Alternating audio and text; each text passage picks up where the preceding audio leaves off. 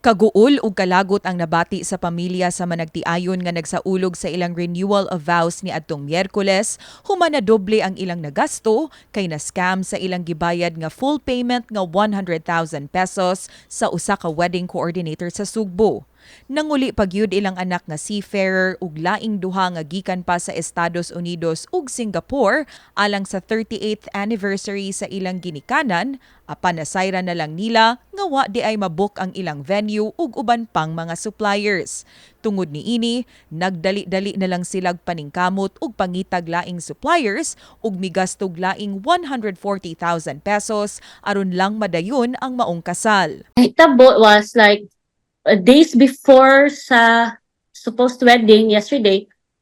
Nagtawag si mother nako sa venue nga which is Park Lane sa in charge niya si Sir Ken, wala pa daw na book.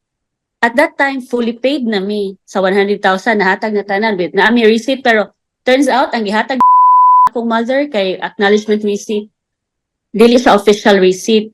Gitagana mo siya one last chance. Amo siya giinan pa gani ato nga kung dili gani ni madayon mo seek mig legal counsel kay tanan namo mga relatives abroad from US, from Europe, from Canada nangunli para ana kay kuan man ni renewal of vows sa mga parents ika 38 sa senior citizens na sila. Pag check sa akong ate sa messenger, that was around 9 plus something in the morning, the day before sa wedding.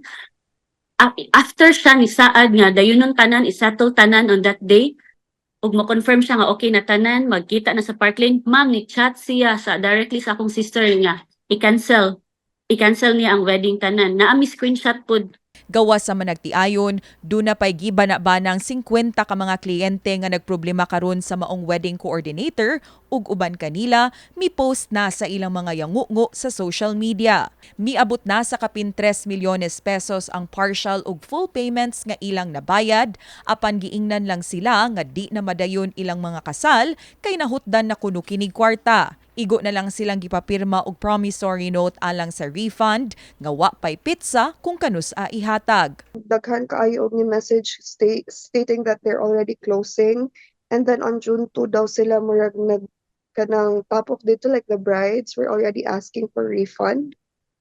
So that's where I'm at right now. Went to their office around June 3. They wouldn't accommodate us. Bagan ako si ang Live in Space last week nga, ma'am, kanang how about nga nabook na ba daw ni niya? Ningo siya nga, nag-reserve raman siya, ma'am, for the date pero walay payments mo, tumabalakan ako. As in, sa piso, wala, jud. Kay kung ilang gibayad ang money sa client sa suppliers, naman jud gihapoy wedding mahitabo even if wala ang future bookings. So ang big question is asa ilang kwarta? Gisuwayan sa MyTV Cebu nga kuhaan og habig ang maong wedding coordinator apan wa kini mitubag sa among mga mensahe. Gipasabot ni Attorney May Aguilar, author sa libro nga A Non-Lawyer's Guide to Understanding Estafa, nga ang maong pagpangilad makonsiderar na nga matang sa estafa. Estafa is pangilad. Technically pangilad yun. Ay binisaya sa estafa is pangilad. So imong paminaw giilad ka, pwede na maistudyuhan sa mga abogado kung naabay estafa na involved. But kung very technical ta under the law, daghang klase ang estafa, but one very common one is kanang by abuse of confidence. So mura bang salig ko nimo, tagaan kag kwarta kay salig ko nimo, unya wala nimo gibuhat tong kung asa lagi tong kwarta padung. Sugyot ni Aguilar nga maayong paspasan sa mga biktima ang pag-file og kaso batok sa maong coordinator ug aron di na sab kini makapamiktima sa uban. But ang importante is mag-file siya ASAP.